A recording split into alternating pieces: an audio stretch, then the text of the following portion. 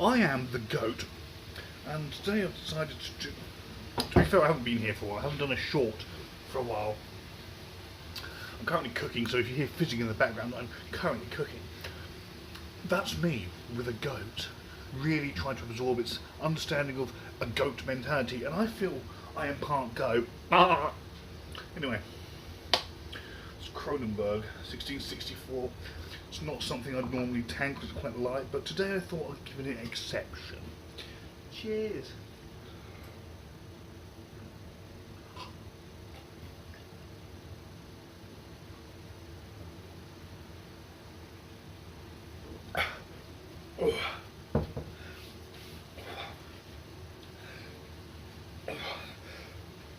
That was a petting zoo I was at,